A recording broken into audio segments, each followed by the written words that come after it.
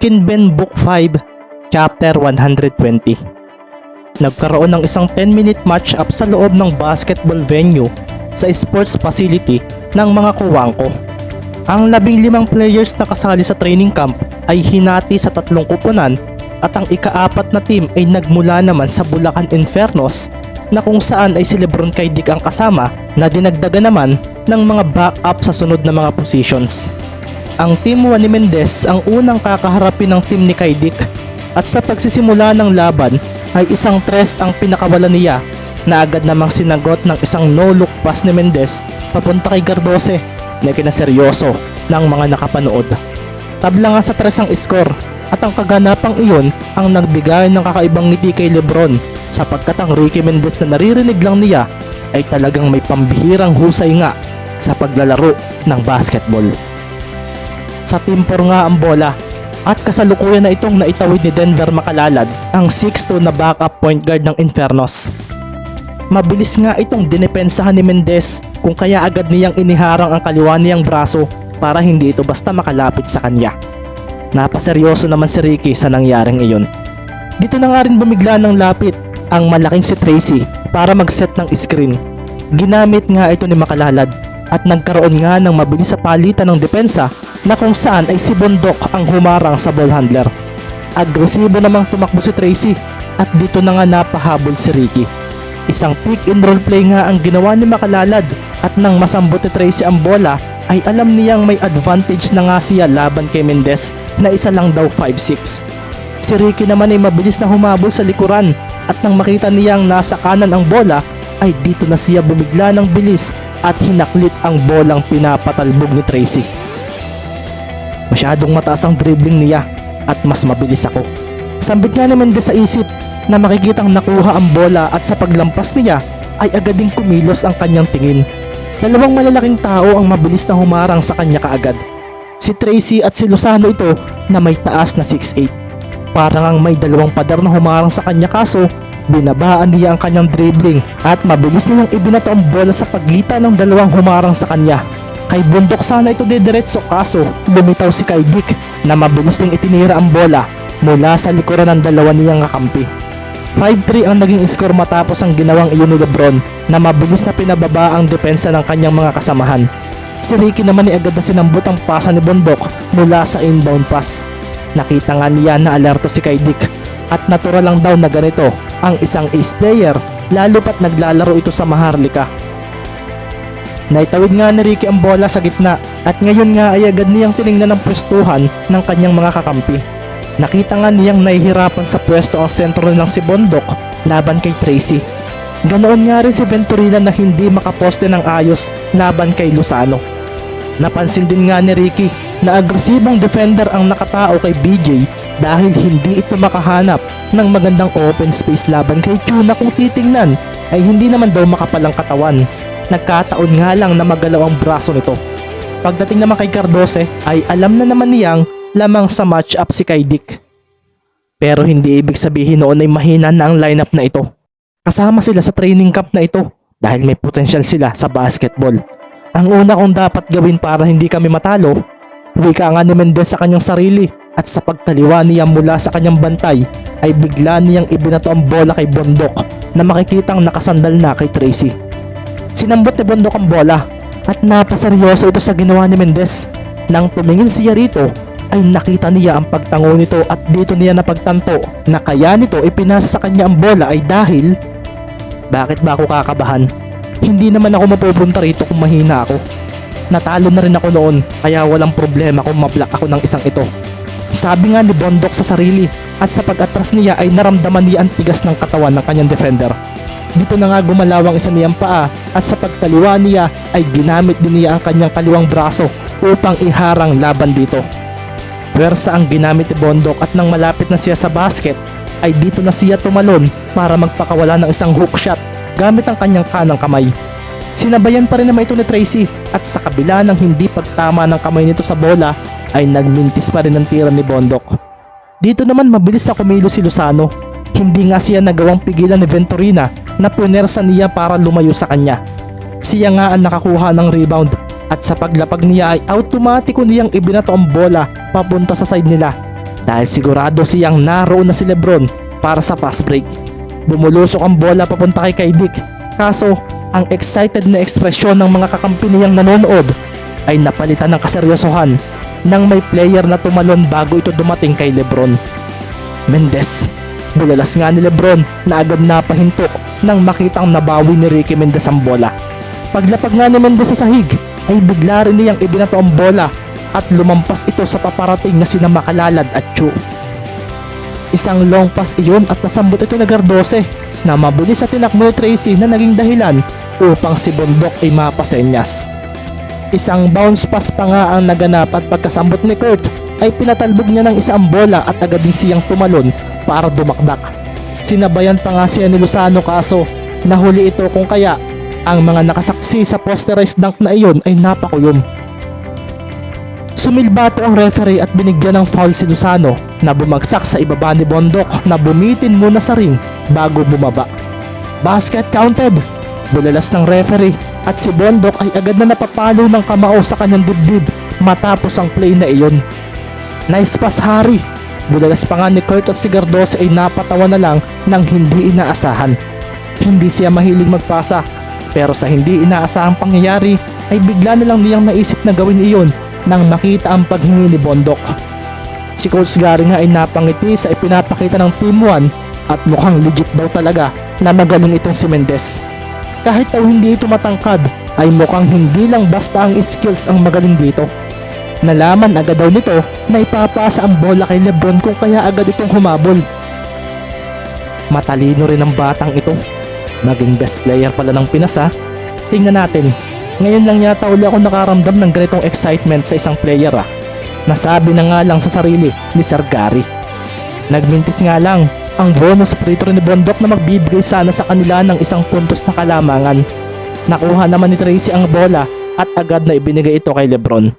Pagharap nga ni Kaidik sa side nila ay bigla namang lumitaw si Mendez na kinaseryoso ng mga manonood.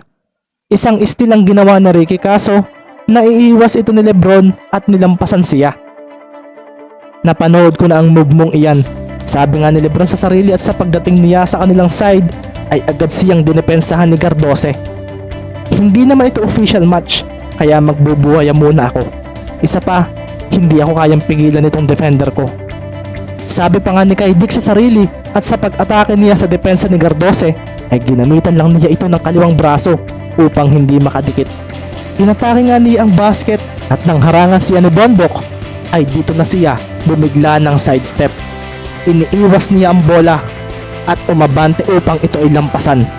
Ang bilis, sabi nga ni Bondok at sa paggalaw niya para humabol ay naramdaman na lang niya ang pagharang ni Tracy na naging dahilan upang malibre sa harapan ng basket si Kaidik.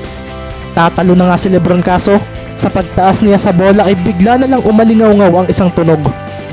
Mula sa kung saan ay biglang lumitaw si Mendez at ang bola ay nawala sa mga kamay ng ace player ng Infernos. Ginugulat mo talaga ako Mendez. Sabi na nga lang ni Lebron at nang ang bola ay tumapon palabas ng court ay napaseryoso pa siya nang talunin pa ito ni Mendez. Nagdilim ang paningin ni Lebron dahil ibinato nito ang bola pabalik sa kanya.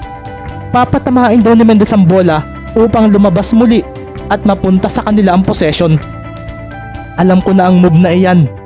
Sabi nga ni Lebron sa sarili na bumigla ng iwas sa bola. Kaso, sinambot naman ito ni Venturina at sa pagdiretso ni Mendez sa labas ng court ay makikita ang pagmiti nito. Sabi na nga ba iiwas ka? Ace player ka, kaya may hirapan akong gawin iyon sa iyo. Wika nga na Ricky sa sarili at napaseryoso na nga lang din ang mga manonood nang biglang mapaupo sa sahig ng court si Lozano nang subukan itong agawin ng bola mula kay Venturina na nakagawa agad ng isang mabilis na crossover. Hindi ko sasayangin ang chance na ito na ibinigay sa akin. Kung ito ang magiging dahilan upang makapaglaro ako sa bigger leagues, ay kailangan ko rin galingan gaya ng ginagawa nila. Sigaw nga sa sarili ni Jeff Venturina. Sa paghabol naman sa kanya ni Chu at Makalalad, ay isang biglaang paghinto nga kaagad ng kanyang ginawa na naging dahilan upang mapadiretso ang mga iyon.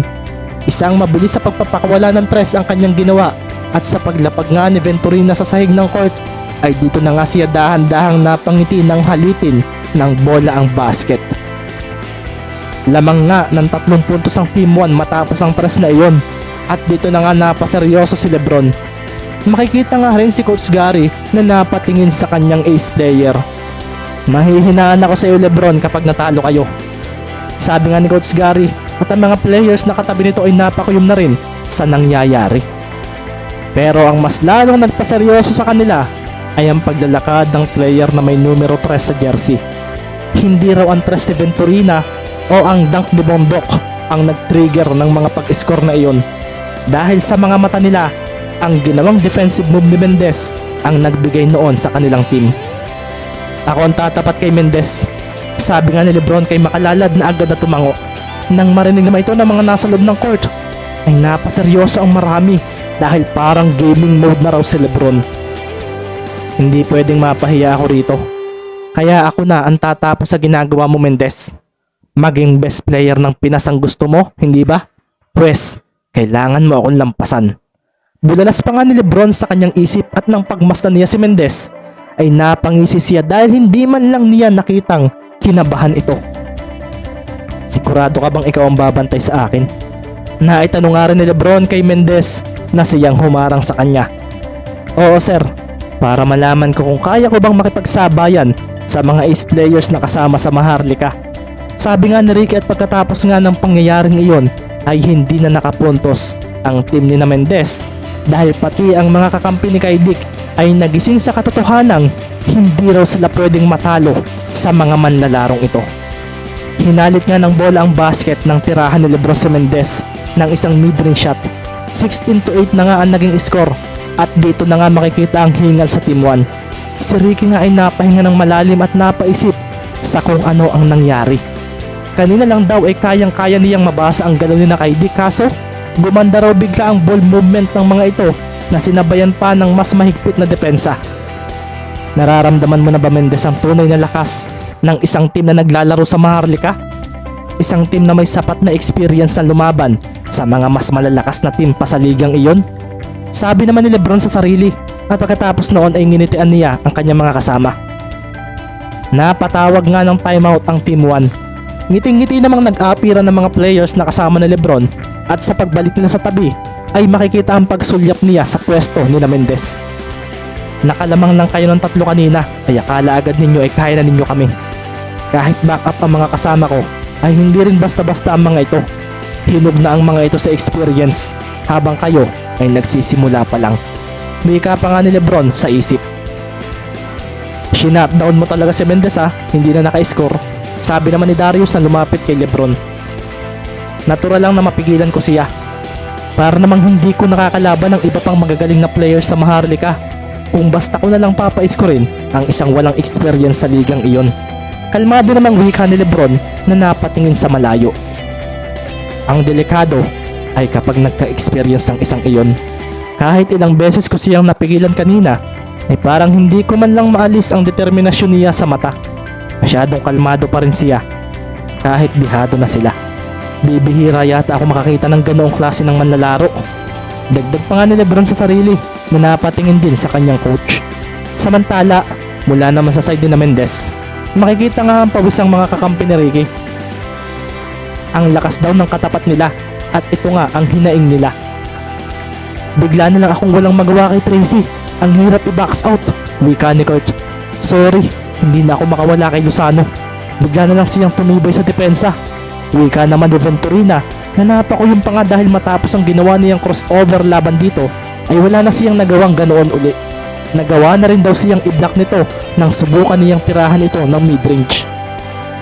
Pasensya na kung hindi ako makahanap ng magandang pwesto. Masyadong matinik sa depensa si Chu. Hindi ako makawala. Sabi naman ni BJ na nakakaramdam na rin ng frustration sa laban. Alam na nila ang gagawin. Parang sanay na sila. Sabi naman ni Ricky matapos uminom ng tubig. Hindi nga niya magawang makalusot kay Lebron. Ginamitan na nga niya ito ng bilis kaso masyado raw itong magaling sa paggalaw ng paa at parang lahat ng galaw niya ay may sagot daw ito. Isa pang mahirap ay ang pigilan itong umiskor. Hindi raw niya makuha ang tamang timing sa pagtaas nito ng bola.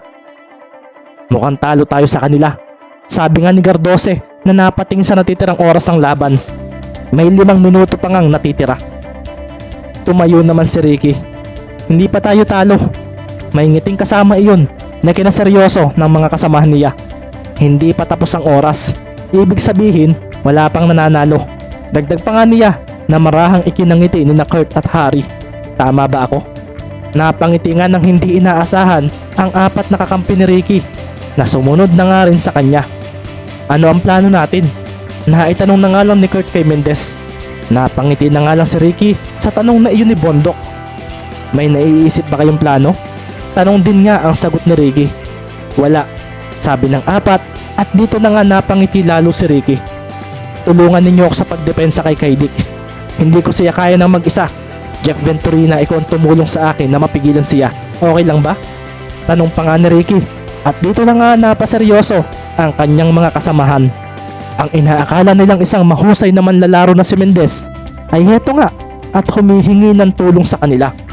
Hindi naging mababa ang tingin nila rito, bagkus ay lalo silang natuwa dahil sa ginawa nito. Para manalo, kailangan maging isa rin tayong team gaya nila. Wika pa nga ni Ricky sa kanyang mga kasamahan na dahan-dahang napakulong ng kamao at ginising ang kanilang mga sarili. Mula sa mga salita ni Mendez ay nagbigay agad ito ng tiwala sa kanilang kakayahang pansamantalang inalis ng kanilang kalaban kanina. Game na uli, wika pa nga ni Ricky at isang malakas na sigaw naman ang tugon ng kanyang 4 na kasama na pumukaw sa atensyon ng mga nasa loob, lalo na nga ng kanilang mga kalaban. Aba, ano kaya ang nangyari? Naitanong na nga lang ni Lebron nang mapatingin sa mga kalaban nila na ngayon ay tila may kung anong determinasyon sa kanilang mga mata.